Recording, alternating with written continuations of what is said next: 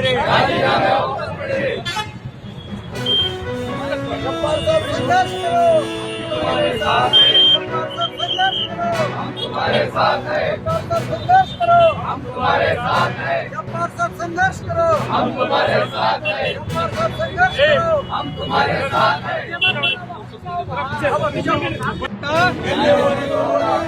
ಎಲ್ಲಿವರೆಗೂ ಹೋರಾಟ, ಎಲ್ಲಿವರೆಗೂ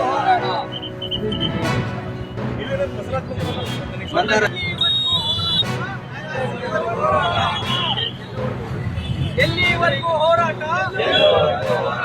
ಬೇಕೇ ಬೇಕು, ಬೇಕೇ ಬೇಕು. ಹೇಳಿ, ಇದೇ ಸಿದ್ಧಲಿಂಗ ಸ್ವಾಮಿ ವಿಚಾರದಲ್ಲಿ ನೀವು ಹೇಳ್ರಿ. ಇನ್ನೂ ಒಂದು ಶ್ವಾಸಪೀಠ ನೀವು ತ್ಯಜಿಸಬೇಕು, ಈ ಪೀಠಕ್ಕೆ ಬರಬೇಕು ಅಂತೇಳಿ ಷರತ್ತು ಹಾಕಿದ್ರು. ಆ ಷರತ್ತಿನಿಂದ ಹಿಂದೆ ಇವತ್ತು ಕೂಡ ದಿಂಗಲೇಶ್ವರ ಶ್ರೀಗಳಿದ್ದಾರೆ, ಜೀವಂತವಾಗಿದ್ದಾರೆ ದಿಂಗಲೇಶ್ವರ ಶ್ರೀಗಳು. ನೀವು ದಯವಿಟ್ಟು ಮಾಧ್ಯಮದ ಪ್ರತಿನಿಧಿಗಳಿಗೆ ನಾನು ತಮ್ಮೆಲ್ಲರಿಗೂ ಕೂಡ ಈ ಮೂಲಕ ವಿನಂತಿ, ಯಾಕಂದ್ರೆ ಇದು ನಮ್ಮ ಸಮಾಜ, ಹೊಡಿಬಾರ್ದು. ಈ ವ್ಯಕ್ತಿ ಯಾವತ್ತೂ ಕೂಡ ಒಬ್ಬ ಸ್ವಾಮಿಯಾಗಿರ್ಲಿಕ್ಕೆ ಸಾಧ್ಯನೇ ಇಲ್ಲ. ಇವರಲ್ಲಿ ಮದ ಏನದು ಕ್ರೋಧ, ಮದ, ಮತ್ಸರ ಇವೆಲ್ಲ ತುಂಬಿ ತುಳುಕ್ತಾ ಇದಾವೆ.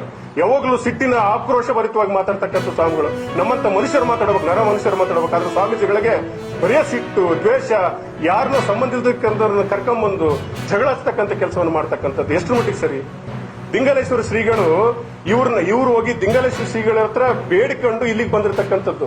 ಯಾರು ನಮ್ಮ ಹಿರಿಯರು ಹೋಗಿ ನಮಗೆ ಗತಿ ಇಲ್ಲ, ನೀವು ಬನ್ನಿ ಅಂತ ಬೇಡ್ಕೊಂಡಿರ್ತಕ್ಕಂಥ ಇತಿಹಾಸನೇ ಇಲ್ಲ.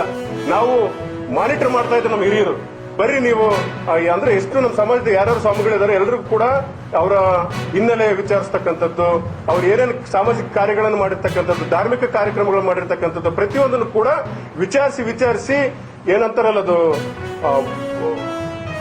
ಎಕ್ಸಾಮ್ ನಲ್ಲಿ ಇದನ್ನು ಮಾಡ್ಕೊಂಡು ಕರ್ಕೊಂಡ್ಬಂದಿರ್ತಕ್ಕಂಥದ್ದು ಎಲ್ಲ ಸ್ವಾಮಿಗಳನ್ನ. ಆದ್ರೆ ಇವರು ರೆಕಮೆಂಡೆಡ್ ಮೇಲೆ ಬಂದಿರತಕ್ಕಂಥ ಸ್ವಾಮಿಗಳು. ಇವರು ತಮ್ಮ ಸ್ವಂತ ಬಲದಿಂದ, ತಮ್ಮ ಧಾರ್ಮಿಕ ಬದ್ಧತೆಯಿಂದ, ಸಂಸ್ಕಾರಯುತ ಬದ್ಧತೆಯಿಂದ ಬಂದಿರತಕ್ಕಂಥದ್ದಲ್ಲ. 2018ರಿಂದ ಪೂರ್ವದಲ್ಲಿ ಇವ್ರನ್ನ ವಿಚಾರಿಸಿ ನೀವು ನೋಡಿ. ಅವ್ರು ಇಡೀ ಇದನ್ನೇ ಅವರ ಒಂದು ಇದರಲ್ಲಿದೆ, ಸೋಷಿಯಲ್ ಮೀಡಿಯಾದಲ್ಲಿ ಸಿಗುತ್ತೆ ಅವರು ಏನೇನು ಮಾಡಿದ್ದಾರೆ ಏನಿಲ್ಲ ಅಂತೇಳಿ. ಎಲ್ಲಿ ಧಾರ್ಮಿಕ ಕಾರ್ಯಕ್ರಮಗಳನ್ನ ಇವ್ರು ಮಾಡಿದ್ರು?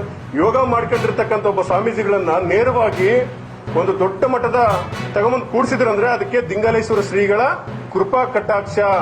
ಅವ್ರು ಹೇಳಿದ್ರು, ಇಲ್ಲ ವಚನಾನಂದ ಸ್ವಾಮಿಗಳು ತುಂಬಾ ಪ್ರಬುದ್ಧತೆ ಇರ್ತಕ್ಕಂಥವ್ರು, 10 ದೇಶಗಳನ್ನು ಸುತ್ತಿರ್ತಕ್ಕಂಥವ್ರು, ಇವರಲ್ಲಿ ಜ್ಞಾನ ಭಂಡಾರ ಇದೆ, ಇವ್ರನ್ನ ನೀವು ತಗೊಂಡ್ಬಂದಿದ್ದಾಯ್ತು ಅಂತಂದ್ರೆ ಈ ಸಮಾಜ ಇನ್ನೂ ಉತ್ಕೃಷ್ಟವಾಗಿ ಬೆಳಿತೈತಿ ಇರ್ತೀವಿ. ನಾವು ಮತ್ತು ನಮ್ಮ ಹಿರಿಯರು ದಿಂಗಲೇಶ್ವರ ಶ್ರೀಗಳು ಅಂತಂದ್ರೆ ಅವ್ರು ಬಹಳ ದೊಡ್ಡವರು.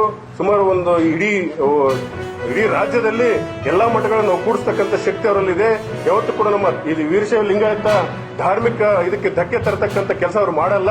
ಹಂಗಾಗಿ ಅಂತೇಳಿ ಅವ್ರ ಮಾತನ್ನ ನಮ್ಮ ಹಿರಿಯರು ಒಪ್ಕೊಂಡು ಅವ್ರ ಮುಖಾಂತರ ಇವರು ಅವ್ರ ಹತ್ರ ಲಾಬಿ ಮಾಡ್ಕೊಂಡು ಬಂದಿರ್ತಕ್ಕಂಥ ಸ್ವಾಮಿಗಳು, ಉಚ್ಚಾಟಿತ ಸ್ವಾಮಿಗಳು ಇವರು.